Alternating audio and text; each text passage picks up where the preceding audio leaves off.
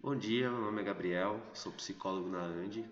Então, uma coisa que a gente já veio conversando nos outros vídeos e se enquadra muito bem, principalmente no vídeo da questão de como usar a máscara e no vídeo de comportamento problema, só que agora, hoje nesse vídeo eu vou me aprofundar melhor, é o reforço diferencial. No caso, o conceito de reforço, as mães que já estão há algum tempo sendo atendidas pela Andi já sabem mais ou menos o que significa.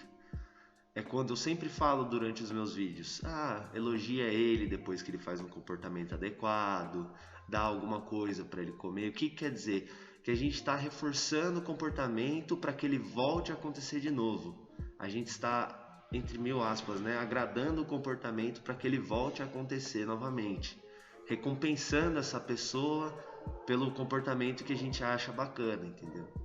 Só que nesse vídeo a gente vai falar de reforço diferencial. Eu falei meio por cima nos outros vídeos, mas agora de uma maneira mais aprofundada a gente vai entender o que ele significa. Então, por exemplo, no reforço diferencial, como eu havia dito antes, a gente seleciona nesse esqueminha, a gente seleciona os comportamentos do qual a gente quer reforçar.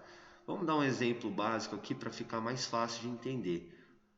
Por exemplo, seu filho, sua filha está gritando bastante para conseguir a sua atenção. Aí você chega lá, fala com ela: oi filho, tudo bem? Para de gritar, por que você está gritando? Nesse caso, se a função do comportamento dela é a atenção, você vai estar reforçando esse comportamento. Então, no reforço diferencial, o que a gente faria para evitar que a gente reforce o comportamento de gritar da criança e reforce, por exemplo, um chamar? A gente iria chamar, a gente iria dar atenção à criança antes que ela começasse a gritar.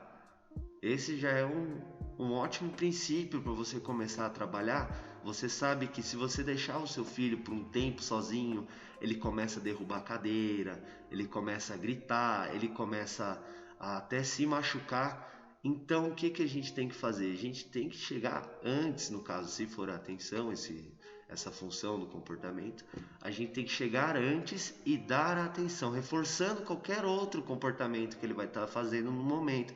Por exemplo, ele pode estar assistindo uma TV, ele pode estar sentado brincando. Então, o que a gente vai dar atenção para esse comportamento bom e não dar atenção para o comportamento que a gente considera inadequado e salubre para ele, né? Que seria o gritar, ou se bater, ou jogar as coisas. Então, no caso que esse tipo de reforço que eu acabei de falar é o reforço diferencial de resposta zero ou de outras respostas, o famoso DRO. Esse é um esqueminha de reforço no qual a gente reforça tudo que a pessoa faz, pode ser qualquer outro tipo de comportamento, menos o inadequado. Também temos o caso de comportamentos repetitivos que se apresentam muitas vezes, que nem necessariamente são os comportamentos inadequados. Por exemplo, um chamar. O chamar é super adequado para a criança. Se ela não está gritando, se ela não está te puxando, não é mesmo? Então, só que quando eles aparecem de uma maneira muito exacerbada, muito repetitiva, que chega a se tornar até inadequado, dependendo do contexto, não é verdade? Então, o que a gente vai usar para esse caso? Eu vou dar um exemplo aqui só de dois. O que eu falei primeiro foi o DRO e esse que eu vou falar agora é o DRL, Reforço Diferencial de Taxas Baixas, que serve basicamente para esses comportamentos mais repetitivos que a criança pode ter. Nos próximos vídeos eu posso até falar um pouco mais sobre os outros reforços diferenciais que tem também e me aprofundar até ainda mais neles, mas eu escolhi esses dois porque eu achei mais importante, relacionando aos casos que a gente tem lá na Andi, não é verdade? Então, esse tipo de reforço, o que a gente vai fazer, esse reforço diferencial?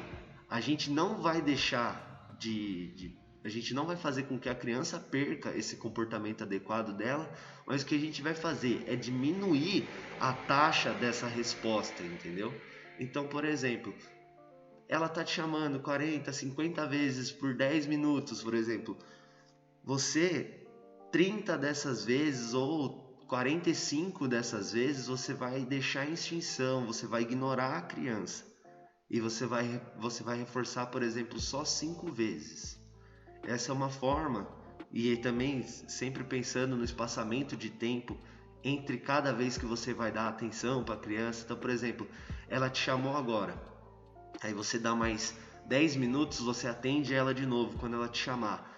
Então, aos poucos vai diminuir esse tanto de, vamos supor, de 50, ela vai passar para te chamar 35, depois vai para 25 vezes, até chegar, por exemplo, um número razoável que seria 2, 3 vezes em 10 minutos, não é verdade?